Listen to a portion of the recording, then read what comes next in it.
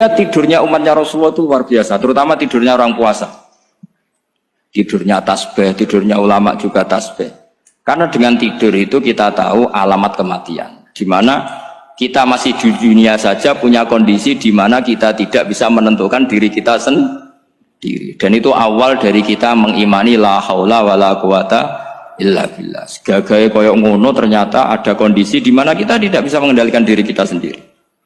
Makanya disebut wa min ayatihi manamukum billaili wan nahar. Yang bisa menganalisis itu siapa? Ya ulama. Ulama kok tahu karena punya sanad musalsal ila Rasulillah sallallahu alaihi wasallam. Sehingga uniknya kenapa tidur itu sakral? Coba semua nabi di antara wahyunya itu lewat apa? Semua nabi di antara wahyunya lewat apa? Tidur, lewat mimpi. Inni ara fil manami anni atfahuka fangzur madza tara.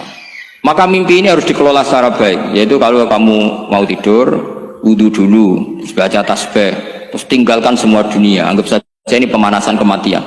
Itu insya Allah mimpinya sip pokoknya. Paling dikejar-kejar Dajjalnya kecemplung kali, insya Allah. Tapi kalau kamu tidur gak wudu, raiso turu terus raiso turu mangan sik bu, raiso turu terus raiso turu mangan sik ben warak ben iso turu. Insya Allah dikejar Dajjal kecekel. Akhirnya ngelindur gak karu-karuan karena tadi. Nah, sanad seperti itu yang punya siapa? Hanya ulama. Ada lagi satu contoh, ini sudah hampir 20 menit Pak Ustaz. Itu saya pernah ngaji Durarul Kalami Syafi'i, mutiara-mutiara ngendikan Imam Syafi'i. Itu ulama itu mesti ngendikan itu unik. Tadi saya sudah cocokkan sama Bupati, tak tanya. Pak Bupati, saya ini punya ilmu dari Bapak, mungkin pas untuk jenengan pakai. Kata Bapak, urip iku padha wae, ngadepi kanca mbek musuh padha wae. Malah kadang ribet kanca. Dulu saya itu iskal itu janggal. Tapi setelah ngaji Durarul Kalami Syafi'i yang ada di Muqaddimah kitab Majmu', Muqaddimah Syarhul Mu'adzab Imam Nawawi. Imam Syafi'i nak ngendikan gini. Man ahsana ilaika faqad qayyadaka. Wong apiki kowe nyancang kowe. Kaya Pak Rosid itu apian mbak aku. Ngerti sarang sowan mampir, gayane apian, jebule nyancang. Awas nak teko ning Demak. Itu faqad qayyadaka, nyancang kowe. Tapi waman asaa ilaika faqat atlaqaka. Wong sing eleki kowe iku penak bebasno kowe. Kowe tau diutangi wong kancamu ta musuhmu? Sing biasa utang kowe lho.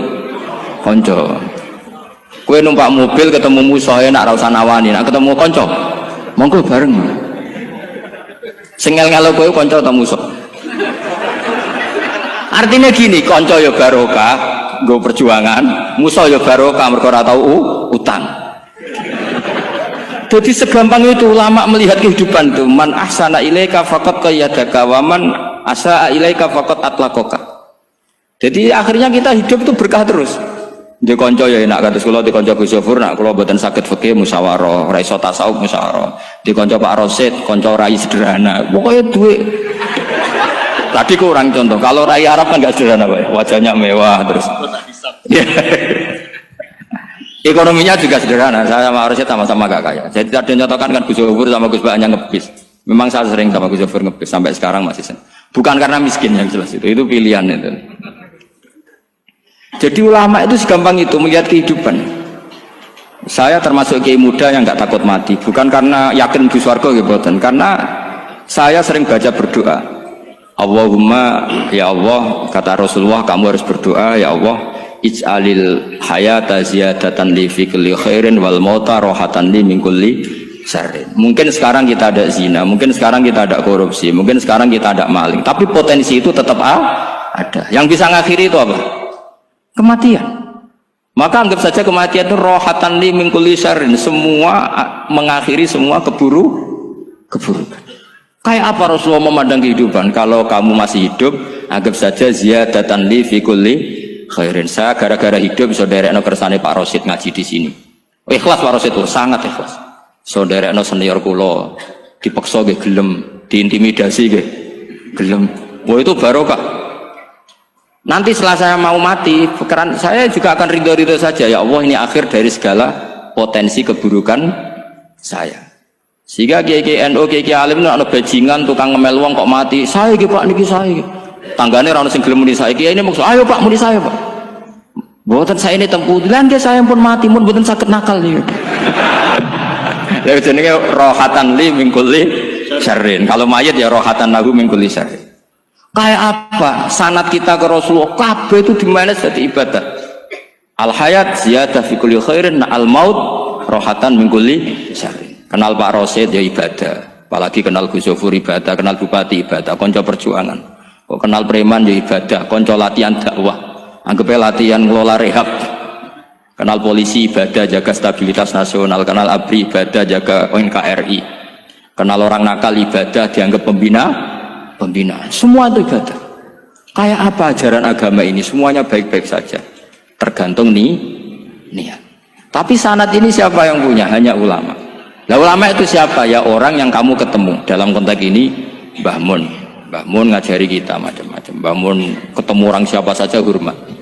Saya kemarin bikin makalah untuk beliau, termasuk saya cerita dari riwayat Rasul Aqli Ba'dal Iman Billah At-Tawaddud ilan nas wastina'ul ma'ruf ila kulli barrin wa fajirin. Inti iman setelah akal menentukan kita iman kepada Allah, akal setelah mengantarkan logika iman kepada Allah, akal itu kita gunakan at-tawaddud ilan nas supaya kita bersikap simpatik dan melakukan kebaikan kepada siapa saja. Karena barokahnya kita simpatik nak ngandani wong nggih gampang. Misalnya kita di kiai alimu sundul langit sampean mbek tonggo modit ketemu wong perengut sing ape ngandel iku sapa? Sementara sing preman ayo ngopi nggonku sik tenang ae. Sing kiai ini orang pegawean kene kopi kowe.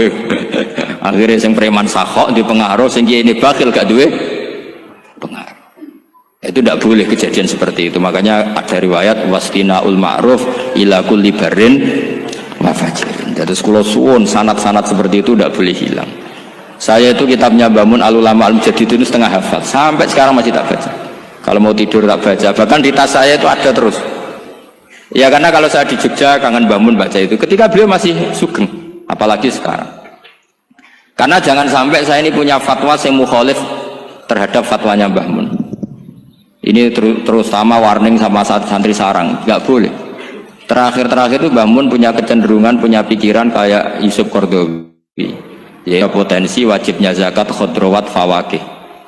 Ngendikan gini sama sih ingat ketika ngaji sama Gus Zofur Pak Rosid kalau bangun guyon wong desa iku wis melarat gegere nganti koyo akeh wae Mbah Mun nyontokno gegere macul nganti koyo akeh gara-gara sing ditandur pari wajib zakat. Wong Sulawesi nandure kakao cengkeh zaman iku cengkeh joyo berhubung ora akut gak wajib zakat padahal kaya raya. Jadi fenomena itu sering diutarakan beliau. Lama-lama beliau ngarang di Al-Ulama Al-Mujaddidun. Beliau mengutip pendapat Ibnu Katsir, tentu di era modern kayak Yusuf Qaradawi. Sebenarnya Yusuf Qaradawi sendiri bukan mujtahid, dia yang muqallid juga. Kata Ibnu Katsir, wa mimma akhrajna lakum minal ard, yang harus dizakati adalah ma itu umum, apa saja yang keluar dari bumi. Maka kecenderungan Mbah Mun akhir-akhir itu mbok yao fawakih khudrawat itu dizakati. Tapi beliau tentu tidak ilzam ya, karena beliau sangat syafi'i. Tapi ini kan saran yang baik lah menurut saya. Apa susah sih jadi wong lomo gitu. Wong jadi wong medit kok bilo-bilo. Lah nek kowe takbirin ndi Gus, nak khudrawat fawakih, melon, kakao, tebu wajib zakat. Takbire iku lomo iku apik, medit iku elek. Ngoten mawon. Pun ngoten mawon. Assalamualaikum warahmatullahi wabarakatuh.